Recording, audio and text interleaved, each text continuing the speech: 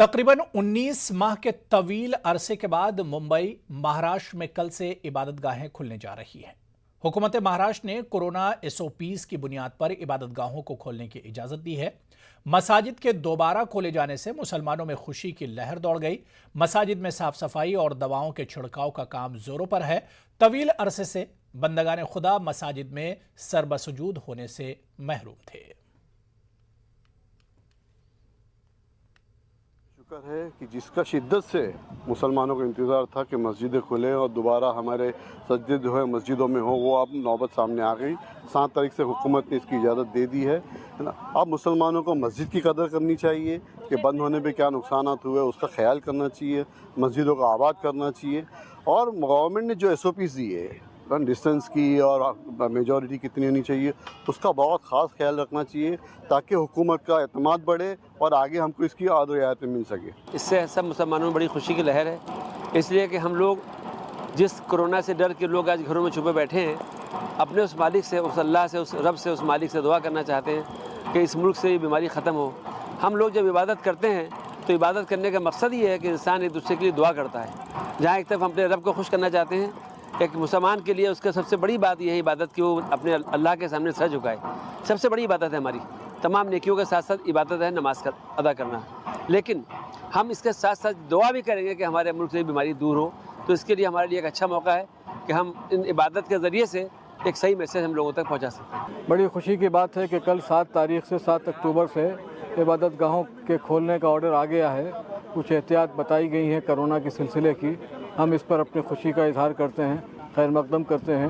ये बहुत पहले हो जाना चाहिए था, इसलिए कि जो भी बीमारी होती है वो अल्लाह की तरफ से आती है और अल्लाह से दुआ करने से वो बीमारी चली जाती है। अगर और पहले हो जाता तो ज़्यादा बेहतर था। 7 तारीख से इजाज़त दी है, उसमें सोशल डिस्टेंसिंग और सैनिटाइज़र, साफ़ सफाई का ख्याल, जो कुछ भी हुकूमत ने गाइडलाइन जारी की है उसका पूरा ख्याल रखा जाएगा। कल से इंशाअल्लाह मस्जिदों में बाजमात नमाज़ें शुरू हो जाएंगी। जो भी हिदायत हैं उनकी पाबंदी की जाएगी। हम आपके ज़रिए भी तमाम लोगों तक ये पैगाम पहुंचाना चाहते हैं कि जो भी कोरोना की हिदायत हैं उनकी पाबंदी करें, कहीं पर भी कानून की खिलाफ वर्जी न की। इमारत शरिया के अमीर शरीयत का इंतखाब असम्बली के इंतखाब जैसा नज़ारा पेश कर रहा है, जो बेहद अफसोसनाक है। ये कहना है MIM के रियासती सदर और MLA अख्तरुल ईमान का। अख्तरुल ईमान के मुताबिक इमारत शरिया जैसी तंजीम के अमीर शरीयत का इंतखाब काफ़ी मेयारी होना चाहिए था, लेकिन जिस तरह से इस मामले पर बहस और मुबाहिसा चल रहा है, इससे इमारत का वक़ार मजरूह हुआ है। अख्तरुल ईमान ने कहा कि इस वक्त मुसलमानों के सामने काफ़ी मसाइल हैं जिसको हल करने की कोशिश होनी चाहिए, लेकिन जो तंजीम इस ताल्लुक से सबसे ज़्यादा सरगर्म है वहाँ सियासी घमसान मचा है। MIM ने दीनी, समाजी और मिली तंजीमों से अपील की है कि वो इत्तेफाक राय से इंतखाब के मराहिल को तय करें ताकि समाज को एक मुस्बत पैगाम दिया जा सके। ये हमारे लिए लम्हे फ़िक्रमंदी है। हम लोग का गुजारिश है, रब कायनात से दुआ भी करते हैं और इन बुज़ुर्गों से इस्तदुआ भी करते हैं कि खुदा के वास्ते जूतियों में दाल तकसीम मत कीजिए। और इमारत शरिया का अपना वक़ार और अपने मेयार और मामला ये है कि सिर्फ इमारत और ये तंजीम का ताल्लुक़ नहीं है, शरीयत के ताल्लुक़ से लोग मजाक उड़ाएंगे। वो इस्लाम जो रवादारी, इंसाफ, अदल की बात करता हो और वहाँ लोग एक नुमाइंदा तंजीम के अमीर के इंतखाब के सिलसिले में गोया पंचायत और असम्बली के इलेक्शन से भी ज़्यादा घिनौना अमल हो रहा है। ये बहुत अफसोसनाक पहलू है। इसलिए मजलिस की जानिब से मैं इस बात के लिए गुजारिश करता हूँ इमारत शरिया के ज़िम्मेदारान से, अरबाब हल्ल अक़्द से, मजलिस शूरा के तमाम तर अरकान से गुजारिश करता हूँ, साथ ही बिहार की नुमाइंदा मिली तंजीमों से और मिली अशख़ास से, जो ज़िम्मेदार अशख़ास हैं, उससे गुजारिश कर रहा हूँ कि मिल्लत को टूटने बिखरने से बचाया जाए और इमारत शरिया के तक़द्दुस और उनके मेयार और उनके वक़ार को बचाते हुए अमीर का इंतखाब हो। इख्तलाफ़ात को ख़त्म किया जाए, बेजा उम्मीदवारी, बेजा कैंपेन, बेजा तरफदारी नहीं हो, बल्कि तक़वे की बुनियाद पर और वसूल व ज़वाबित की बुनियाद पर इत्तेफाक राय से अमीर का इंतखाब हो।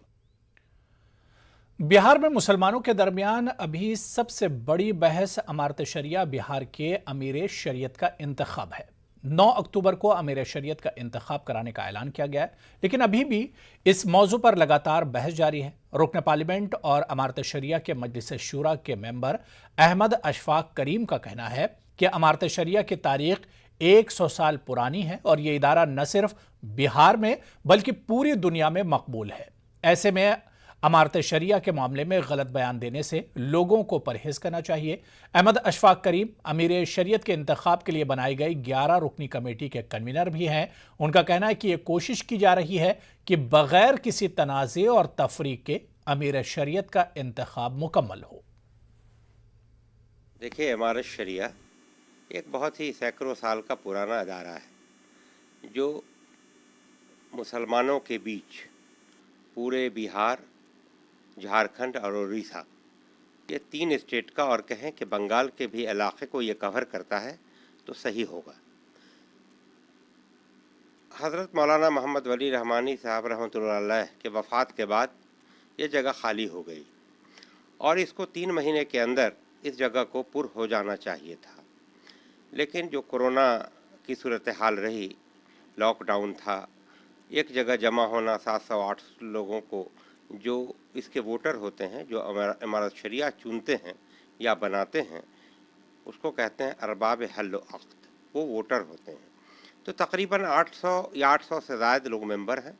तो इतनी कसीर तादाद में मेंबर को जमा होना उस वक्त बड़ा मुश्किल था, चूँकि और ममानियत भी थी हुकूमत की तरफ से, और ख़ुद भी इतने लोगों को जमा नहीं होना चाहिए था, जिसकी वजह से ताख़ीर हुई इस चुनाव में। तो ये इंतखाब का डेट अभी 9 अक्टूबर तय हो चुका है। 9 अक्टूबर को अरबाब हल वक़्त के सारे मेंबरान, अराकीन जितने भी हैं, मौजूद अराकीन, वो आएंगे, या तो एक तरफ़ा मुंतखब कर देंगे, इलेक्शन की ज़रूरत ना हो, जैसा कि अभी तक होता हुआ आया है। यही प्रेसिडेंस है। CAA और NRC के खिलाफ 20 दिसंबर 2019 को मेरठ में हुए तशद्दुद के वाक़यात के बाद मुल्ज़िमीन के खिलाफ पुलिस कार्रवाई और गिरफ्तारियों का सिलसिला शुरू हुआ था, जिसमें कई बेगुनाह अफराद को भी मुल्ज़िम बनाया गया और फिर सबूत न होने की वजह से इनके खिलाफ मामले वापस लेने पड़े। लेकिन बेगुनाह अफराद की गिरफ्तारी और पुलिस की जानिब से उकसाने की कार्रवाई को लेकर कुछ ऐसे मामले भी सामने आए थे जो पुलिस के गैर मुनसिफाना और जानिबदाराना कार्रवाई का सबूत पेश कर रहे हैं और 20 दिसंबर को पैदा हुए हालात के लिए पुलिस को ही कटघरे में खड़ा कर रहे हैं। ऐसे कई मामलों में मुल्जिम बनाए गए अफराद आज भी मुकदमों की परेशानी से दो चार हैं। मेरठ तशद्दुद मामले की जांच के सिलसिले में बयानात दर्ज करने NHRC की टीम के मेरठ पहुंचने पर इन मुतासिरीन ने भी कमीशन के जिम्मेदारान से मुलाकात करके अपने बयानात दर्ज कराए और फर्जी मुकदमात से निजात दिलाने की अपील की। इनमें कई मुतासिरीन से बात की हमारे नुमाइंदे तंजीर अंसार ने। दिसंबर 2019 को CNRC के ख़िलाफ़ जो एहतजाज हुआ था, उसमें हंगामे में 5 लोग हलाक तो हुए थे गोलियों का शिकार होकर, लेकिन ऐसे भी बहुत से लोग थे जिनको पुलिस ने जो है हंगामा करने के इल्ज़ाम में उठाया, लेकिन उनको अब बेल मिल चुकी है। लेकिन आज भी वो मुकदमा जो कायम हो चुका है उसका दर्द झेल रहे हैं। और आज जब ह्यूमन राइट कमीशन की टीम यहाँ पर सर्किट हाउस मेरठ में आई हुई है तो वो अपना दर्द बयान करने यहाँ पर पहुँचे हैं। क्या नाम है आपका और किस? सैफ़ी, मोहम्मद इकरार सैफ़ी। आपके साथ क्या हुआ था? मेरे साथ ये हुआ था, मैं अपनी गली के मोड़ पर था, कहीं जा रहा था किसी काम से। पुलिस की गाड़ी वहाँ रुकी और मुझे पकड़ने लगी और पूरे मोहल्ले वालों ने मुझे छुड़ाने की कोशिश करी, लेकिन उन्होंने मुझे नहीं छोड़ा। ले जाके ब्रह्मपुर थाने हवालात में डाल दिया और जब हवालात में डाल दिया तो 1-2 छुड़ाने वाले भी आए, जानने वाले भी आए। 9 बजे की बात है ये, तकरीबन सुबह के 9 और 10 के बीच की। 2 बजे शहर में दंगा हो गया। उस दंगे का मुझे उन्होंने वो बना दिया बॉस। 9-10 बजे पकड़ा आपको? हाँ, पकड़ा सुबह 9-10 बजे तक। हमारे घर के कैमरे हैं, गली वाले हैं, मोहल्ले वाले, सब गवाह हैं। लेकिन वहाँ सुनवाई तो जब होगी ना, जब मुकदमा चलेगा, उससे पहले तो बेल करानी पड़ेगी। इलाहाबाद से मेरी बेल 2 बार खारिज हुई। कितने महीने बाद आपकी ज़मानत हुई? 14 महीने 20 दिन। 14 महीने 20 दिन बाद इनकी ज़मानत हुई है। और किस बेस पे हुई है ये भी आप इन्हीं की ज़बानी सुनिए। मजिस्ट्रेट ने बेल, सिर्फ सुप्रीम कोर्ट के मजिस्ट्रेट ने बेल दी, इलाहाबाद से 2 बार खारिज हो गई। और उन्होंने इस बेस पे बेल दी है कि ये आदमी क्या एक दिन में ही इतना बड़ा बदमाश बन गया। इससे पहले फिर मजिस्ट्रेट साहब ने मेरा पिछला रिकॉर्ड मांगा, 20-25 साल का, 30 साल का। वो ऑनलाइन है आजकल, तो उन्होंने वकील साहब ने वो अगले दिन जमा करा दिया चेक के, उसमें कुछ था ही नहीं कहीं भी। मजिस्ट्रेट, सुप्रीम कोर्ट के मजिस्ट्रेट साहब ने मुझे बेल दे दी। अब अभी लेकिन मुकदमा कायम है, उस मुकदमा आप लड़ रहे हैं और अब आप यहाँ पे ह्यूमन राइट्स कमीशन की टीम आई है, तो किस उम्मीद से आए? अब ये हमें पता लगा कि हम मजिस्ट्रेट साहब बैठ रहे हैं सब बाहर से आकर, और वो जो भी नाजायज लोग फंसे हुए हैं उनकी बात सुनेंगे। तो उम्मीद है कि शायद हमारे हक में फैसला हो जाए, हाँ मुकदमा खारिज हो जाए। केस तुम्हारे ऊपर दायर कर दिए हैं, फिर उसके कितने महीने बाद आपको ज़मानत मिली है और अब क्या केस किया हाल है? अब जो मुझ पे ये मुकदमे इन्होंने किए हैं, मैं 10 महीने 3 दिन में जेल काट करके आया हूँ और मुझे ही पता है कि मेरे घर के क्या हालात हैं। मैं किराए के घर में रहने वाला हूँ। मेरे माँ बाप बूढ़े माँ बाप हैं, मेरे बुढ़े हैं जो हैं। उन्होंने कैसे करा, किससे मांगा, क्या करा, मुझे तो पता नहीं। बगलगंज मोहल्ले वाले मुझसे बता रहे हैं कि तेरे पापा ने जो है लोगों के आगे हाथ फैलाए तेरी जो है ज़मानत के लिए। मुझे यहाँ से भी कोई बेल नहीं दी गई और मेरे पे मुकदमे भेजे गए। पहले 307 लगाई थी, उसके बाद में 4 मुकदमे और मेरे पे भेजे उन्होंने। अब क्या आप चाहते हो यहाँ पे आए हो? बस मैं यही चाहता हूँ, जिस कारण मैं यहाँ पर आया हूँ, मैं बस ये चाहता हूँ कि हमारे हक में कुछ ऐसा हो जाए कि हम इस जो हमारे पर जो लगे हुए इल्ज़ाम हैं, जो हम बेकसूर हैं, बस इससे हम मुफ्ती चाहते हैं क्योंकि हमारे बस की नहीं है। ये अलमिया है और ऐसा जो है घटना ऐसी वाक़या है कि एक ही वाक़े के लिए जब 5 लोग मर जाते हैं तो उनकी FIR तक नहीं लिखी जाती, और ऐसे भी बहुत से लोग हैं जो कि शायद उस हंगामे में, उस वबाल में शामिल ना हो, लेकिन उनके ख़िलाफ़ न सिर्फ FIR दर्ज की जाती है बल्कि 10-10 महीने, 11-11 महीने वो जेलों में भी रहते हैं और उसके बाद उनको कोर्ट से ज़मानत मिलती है। आज ये लोग इसीलिए यहाँ पर जमा हुए हैं कि इनको इंसाफ मिल सके। पुलिस ना सुने तो ना सही, लेकिन ह्यूमन राइट्स कमीशन की तरफ से अगर इनको इनकी जांच होती है और उसके ज़रिए कुछ इनको इंसाफ मिल पाता है तो ये इसी उम्मीद से आज यहाँ पर मौजूद हैं। तंजीर अंसार, न्यूज़ 18, मेरठ।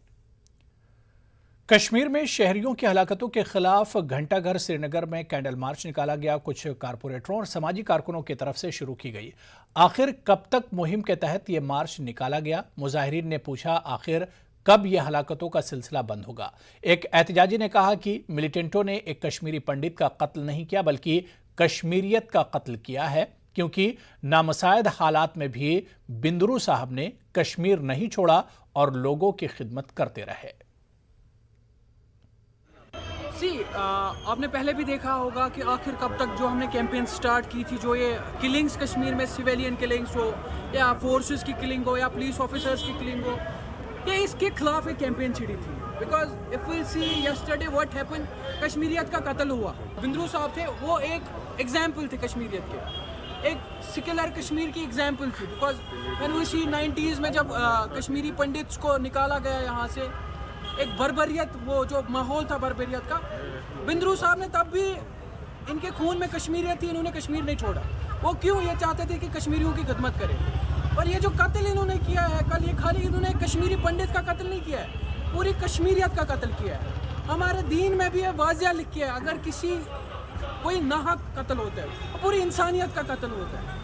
इन्होंने पूरी कश्मीरियत का कत्ल कर दिया। मुझे खुदारा बोले, एक दवा भेजने वाला जो कश्मीर को खिदमत करता है, उसको कोई रंजिश नहीं होती है, कोई पॉलिटिकल एफिलिएशन नहीं होती है। मुझे नहीं लगता किसी दवा वाले को होगी, किसी इस पार्टी के साथ या उस पार्टी के साथ। खुदारा बोले, उसका क्या गुनाह था?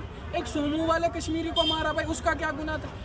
शर्म और हद तो इतनी है, आपने गोलगप्पे वाले को भी नहीं बख्शा, जिसका प्रॉफिट 100 रुपये भी नहीं था। खुदारा बोलिए ना, हम कहाँ चल रहे हैं? अगर आपको हर एक कश्मीरी को मारने, सीधे वाजिया कीजिए। आज मुझे नहीं लगता कोई कश्मीरी कल से चैन से सोया होगा, तो बस हमारे खून में ही है, हम इंसान पैदा हुए। लेकिन खुदारा बोलिए ना, चलो ठीक है यहाँ पे पॉलिटिकल रसाकशी है, जो भी है, लेकिन ना हकते कत्ल क्यों करने? मुझे बोलिए ना, एक दवा वाला जो दवा बेचता है, जिसने 90 में चाहा कि कश्मीरियों का खिदमत करे, मुझे लगता है वाहिद एक ऐसी मेडिकल शॉप है जहाँ पे हर एक मेडिसिन मिलती थी और कश्मीरियों के लिए एक अच्छा डिस्काउंट पैकेज होता था। मुझे नहीं लगता यहाँ पे कोई रखता है वैसा। वो क्या था? वो जज्बा था, जुनून था कश्मीरियत की। आपने उस कश्मीरियत का कत्ल किया। क्या आप जवाब देंगे आज उसकी बेटी को? आप अगर आप इसको जिहाद कहते हैं, मुझे लगता है मेहरबानी करके आप इस्लाम दोबारा से पढ़िए और कुरान दोबारा से खोलिए। बिकॉज जिहाद वो होता है जो नफ्स के लिए होता है, जो सोशल इवल्स के लिए होता है। एक दवा वाले को मारना, वो कौन सा सोशल इवल के खिलाफ लड़ना होता है? 3 किलिंग हो रही थी और वो शहीद हो गए हैं। उनके श्रद्धांजलि के लिए हमने ये कैंडल मार्च आज घंटाघर लाल चौक में उनके लिए निकाला है कि वो खुदा के पास चले गए हैं, लेकिन खुदारा आखिर कब तक ये सवाल ही रह गया हमारा, क्या आखिर कब तक हम वेट करेंगे किलिंग बंद होने के लिए। मुंबई के इस्लाम जिमखाना में पुरअमन एहतजाज किया गया। मौलाना कलीम सिद्दीकी की गिरफ्तारी, आसाम में मुसलमानों पर तशद्दुद और लखीमपुर खीरी में किसानों के कत्ल के खिलाफ मुंबई के इस्लाम जिमखाना में एहतजाज किया गया। मुंबई की सरकर्दा मिली शख्सियात और दीगर मजहबी शख्सियात ने एहतजाज में शिरकत की। मौलाना कलीम सिद्दीकी की गिरफ्तारी और आम तशद्दुद की पुरजोर मजम्मत की गई। कोविड प्रोटोकॉल के साथ सैकड़ों अफराद ने एहतजाज में हिस्सा लिया। मुजाहिरीन ने हुकूक इंसानी के तहफ़्फ़ुज़ पर जोर दिया।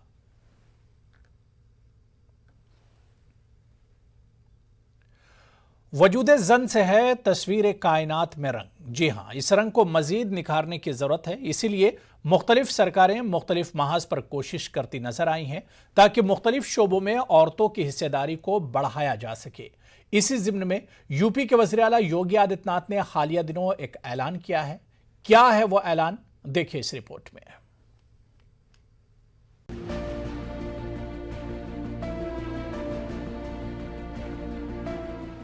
जहां ख़वातीन को बाइख्तियार बनाने की कोशिशें मुख्तलिफ महाज पर की जाती रही हैं, वहीं हुकूमती सतह पर बेलगाम निजी इदारों के लिए हुदूद मुख्तस करने और नई गर्ल एजुकेशन पॉलिसी पर अमल पैरा होने की तलक़ीन की जाती रही है। ऐसा नहीं है कि सिर्फ तलक़ीन की जाती रही है, बल्कि मुख्तलिफ हुकूमती सतह पर इक़दामात भी उठाए गए हैं। इसी ज़िम्न में हालिया दिनों सीएम योगी आदित्यनाथ की गर्ल एजुकेशन पर किए गए ऐलान को देखा जा सकता है। वजीर आला योगी आदित्यनाथ ने ऐलान करते हुए कहा कि निजी स्कूल में एक ही खानदान से अगर 2 बहनें पढ़ती हैं तो एक की फीस माफ करने की अपील करें, और अगर स्कूल इंतजामिया इस अपील को नहीं मानता है तो महकमे तालीम इस बच्ची की फीस जमा करने का इंतजाम करे। वजीर आला योगी आदित्यनाथ के इस ऐलान के बाद क्या कहते हैं सरपरस्त, आइए सुनते हैं। तो मुख्यमंत्री जी का ये बयान कि अगर 2 बेटियां पढ़ रही स्कूल में तो एक की फीस माफ़ कर दी जाएगी, स्वागत योग्य है, अच्छी बात है। लेकिन आप ये बताइए कि 2009 में राइट टू एजुकेशन आया था, जिसमें ये कहा गया था कि 25% रिजर्वेशन ये मार्जिनलाइज क्लास के बच्चों को प्राइवेट नामचीन स्कूलों में दिया जाएगा। कहाँ दिया गया? वजीर आला योगी आदित्यनाथ के इस पहल से कोरोना वबा के दौरान फीस जमा करने से कासिर वालिदैन को मदद मिलेगी। योगी सरकार तलबा की स्कॉलरशिप पर 2900 करोड़ रुपए खर्च कर रही है, जबकि गुज़िश्ता हुकूमत में ये रकम 1800 करोड़ थी। बहरहाल ख़वातीन की फलाह के लिए सबको मिलकर काम करने की ज़रूरत है, तभी ये कहा जा सकता है ये है औरतों का हक, कोई शक। तारिक कमर के साथ bureau report, news 18 Urdu. Bengaluru में कांग्रेस से अक़लियती शोबे के नौमुंतखब रियासती सदर अब्दुल जब्बार ने MIM पर तनकीद की। उन्होंने कहा कि MIM जैसी पार्टियां मुसलमानों को गुमराह कर रही हैं, इसलिए मुसलमान जज्बात से नहीं होश से काम लें। उन्होंने कहा कि हाल ही में हुए गुलबर्गा, हुबली, बेलगाम के बल्दियाती इंतखाबात में इन पार्टियों की वजह से बीजेपी को कामयाबी मिली। इस मौके पर वाई सईद अहमद ने कहा कि 6.5 साल तक वो कांग्रेस पार्टी के अक़लियती शोबे के सदर है। अब पार्टी ने यह जिम्मेदारी सीनियर लीडर अब्दुल जब्बार को सौंपी है।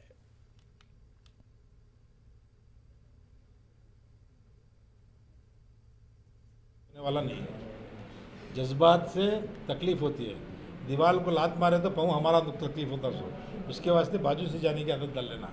हमें जो है होशियारी से कम्युनिटी को, लीडरशिप को लाने की, बनाने की देखना, वो छोड़ को जज्बात तकरीरा, जज्बाती करदल को। अब हमें परसों DGLD का मामला देखे, कौन नाइंसाफ़ी हमारे साथ हुई, वो इसका आया, लेकिन उसका तरीक़ा भी रहता नहीं। तुम्हें 500 आदमी 1000 आदमी स्टेशन करने बैठ जाकर तुम्हें उसे पकड़े तक मैं उठते नहीं कर रहा था, तो उन्हें पकड़ लेता था। जो जिम्मेदारियां मुझे दी गई थी वो तकरीबन अल्लाह के फजल से सबके सपोर्ट से मैंने किया है। अब कर्नाटक के किसी भी ज़िले में जाइए, माइनॉरिटी डिपार्टमेंट के बारे में पूछे तो मिनिमम 20 से 25 लोग तो आपके सामने आकर के खड़ा हो जाएंगे। हर एक डिस्ट्रिक्ट में डिस्ट्रिक्ट चेयरमैन है, ब्लॉक चेयरमैन है, तालुक चेयरमैन है, बूथ चेयरमैन भी बनाया गया। बिदर साउथ असेंबली हल्के के साबिक रुकन असेंबली और कांग्रेस लीडर अशोक कहनी का आज मन्ना खली के सरकारी दवाखाने में योम पैदाइश जोशो खरोश से मनाया गया। कांग्रेस लीडर मीनाक्षी संग्राम ने केक काटा। इस मौके पर मुन्ना अखेली के सरकारी दवाखाने में मौजूद मरीजों में फल और फ्रूट तकसीम किए गए और उनको पूरे भगवान जी ने उनके आशीर्वाद के साथ उनको अच्छा हौसला दे, ताकत दे और हेल्थ दे और आने वाले दिनों में आपके साथ में मिलके जो आज बोले हैं मन्ना खेली मीनाक्षी का तो खाओ है, मन्ना खेली को तालुका बना। बेंगलुरु की मशहूर दरगाह हज़रत सैयदना यकीन शाह वली रहमतुल्लाह अलैह का उर्स मनाया जा रहा है। विधानसुदा के करीब मौजूद ये दरगाह तकरीबन 400 साल पुरानी है और हिंदू मुस्लिम इत्तिहाद का मरकज समझी जाती है। तिब्बत से आए लोगों ने दरगाह की तामीर की थी। कोरोना वबा की वजह से मुख्तसर तौर पर उर्स की तकरीबात मुनक्किद की गई। यहाँ आने वाले ज़ायरीन के लिए लंगर का एहतमाम किया गया। दरगाह को फूलों और लाइटिंग से सजाया गया। हज़रत यकीन शाह वली दरगाह कमेटी के नुमाइंदों ने कहा कि दरगाह की आराजी कभी 160 से ज़ायद एकड़ थी, लेकिन ज़मीन पर बड़े पैमाने पर कब्जे हुए हैं।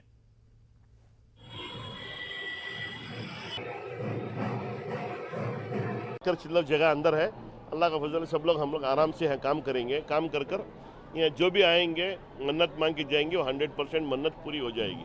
सब लोग हिंदू मुसलमान किस ईसाई सब लोगों को भी किसी को इंसेक्शन नहीं है कि तुम आना नहीं, ये नहीं, वो सब नहीं है। सब लोग मिलकर आते हैं, मिलकर लंगर खाते हैं, मिलकर फातिहा खानी करते हैं, मिलकर फातिहा का तबरुक लेकर खा लेकर जाते हैं। ये उरूस जो है सिर्फ कमेटी की जानिब से नहीं होता। Committee is just one instrument. Committee सिर्फ एक इंस्ट्रूमेंट है, बट यहाँ के चाहने वाले जो हैं, जो शायद कमेटी बनने से पहले जो कई साल से इधर चाहने वाले हैं, वो सब इधर आते हैं, अपनी मन्नत मुराद लेके आते हैं और वो चाहते हैं कि जो औलिया का जो इधर पे जो औलिया का दरबार है, हज़रत यकीन शाह वली रहमतुल्लाह अलैह बाबा का जिसका दरबार है, यहाँ पे आलीशान से आलीशान इस पे यहाँ उरूस किया जाए। संदल